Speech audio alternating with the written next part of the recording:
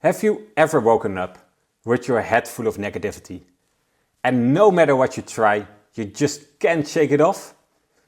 Or ever noticed how a single thought, for example triggered by the news, can take all your mental capacity without moving you forward in any sensible way? Hi, I'm Tom and welcome to the Dopamine Factory, where we aim to understand life and craft daily happiness. And today we're talking about worrying, and specifically those sticky, irrational thoughts loops that are outside our control but still eat all of our energy. And by the end of this video, we will also be addressing how to take that same energy and guide it towards something actually useful. So make sure to stick around till the end.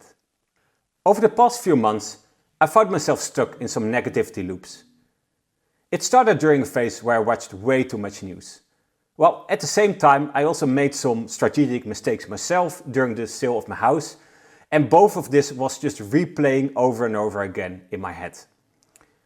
I was like a hamster on a wheel, which is constantly in motion but without making any real progress, since I was only circling around past decisions or things far outside my control. So, how does this happen? And why does our mind love to stick to these negative thoughts, even when they are far outside of our control? Psychology gives us some logical explanations. Firstly, we as humans have a negativity bias. Our brains evolved to prioritize threats over positive things. Like, it was safer for our ancestors to overreact to a moving shadow than to miss an approaching tiger. That same wiring, however, focuses now onto every hint of danger, even when that danger is just a stupid news headline. Secondly, there's a concept called mood congruence. Our mind craves consistency.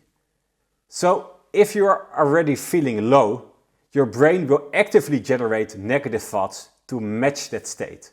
And as such, one worry becomes a magnet for many more, and suddenly you're spiraling. And thirdly, we have self-validation loops. We as humans love to confirm our own beliefs. So if you think the world is a dangerous place and we all will not exist anymore in a while, then your mind will replay that thought over and over again until it feels true. And lastly, we as humans have limited cognitive load. So every time you obsess over things you can't control, you leave no space for things you can control. And the result? Our mind burns fuel like a car stuck in neutral gear. It's loud, it's exhausting, but we are going nowhere.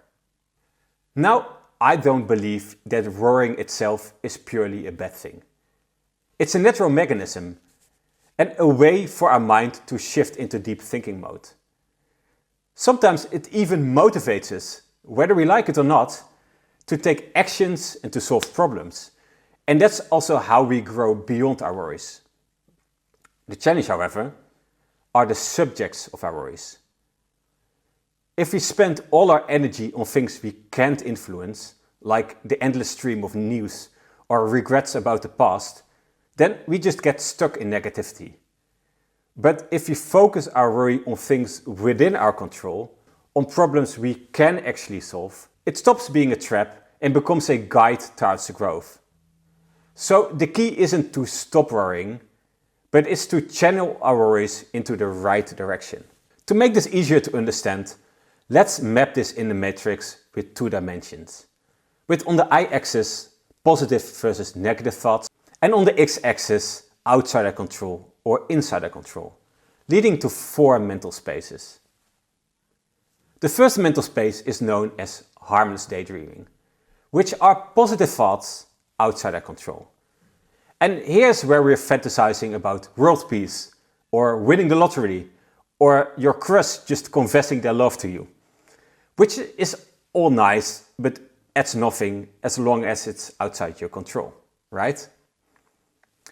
The second mental space is known as constructive visioning, which are positive thoughts within our control. And this is the happy space where we translate positive ideas into actions, like setting fitness goals, or defining creative projects, or planning a move abroad. Which is super powerful, of course, but only if you are already positive. The third mental space is known as wasted anxiety. And these are negative thoughts outside our control. And this is really a mental trap where we do endless doom scrolling, or complain about the news, or endlessly replay the past in our mind. Basically obsessing over things that we either can't control or already happened, while changing in the now nothing. The fourth mental space are the productive worries. And these are the negative thoughts within our control. And this is where worrying becomes useful, because it's the energy of a negative thought channeled in something you can actually act on. And why this mental space is so powerful is because it's a gateway towards positivity. Looking at how we as humans work, it's very hard to take a negative thought outside our control and magically flip it into something positive. It's however much easier to shift from a negative thought to another negative thought. In this example, from a negative thought outside our control to a negative thought inside our control. And from there, reason ourselves into positivity by finding solutions for our issues.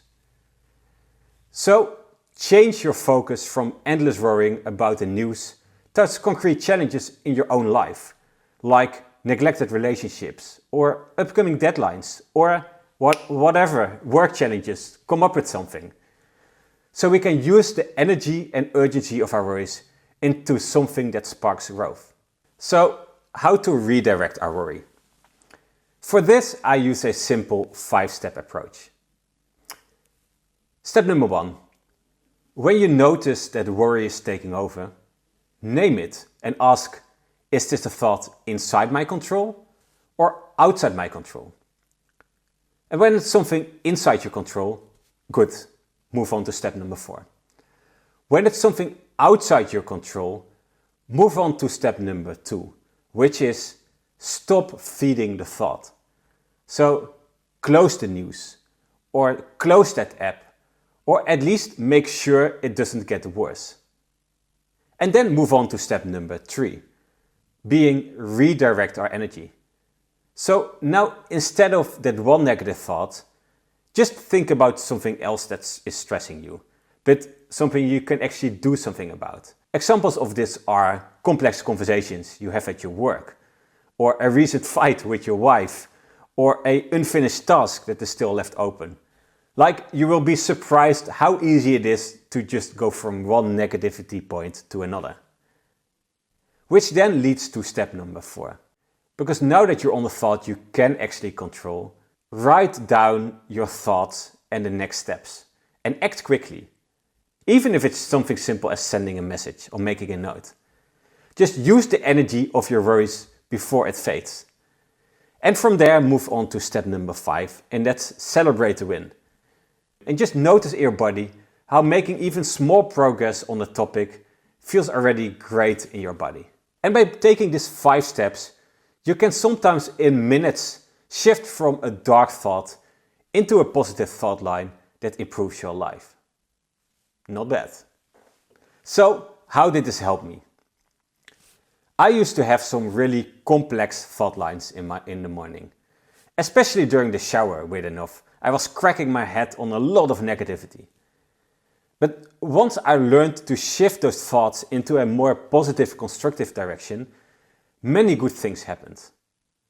Firstly, I feel more in control of my thoughts. Even if I start the day with negativity, I now have tools to feel better about myself even before breakfast. Secondly, I also make more progress in life. It often happens to me that in the first hour of my day, I get more good ideas than the whole remainder of my day, which is a huge work improvement. And thirdly, also my overall mood improved. Like, I experienced firsthand that by redirecting your thoughts, we can no longer be that hamster in the running wheel, but we can use that same energy to improve our lives. So let me now ask you, what are your biggest worries right now that are totally outside your control? And what is a worry in your life that you could redirect that same energy to?